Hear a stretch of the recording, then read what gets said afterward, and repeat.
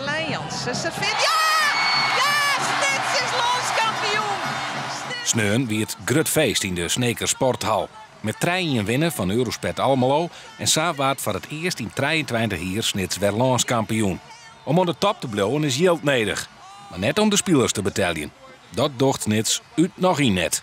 Nee, uw uitgangspunt, uw beleid is nog steeds dat wij de spelers ondersteunen. Wij betalen geen vergoedingen, net aan de spelers en net aan de trainers.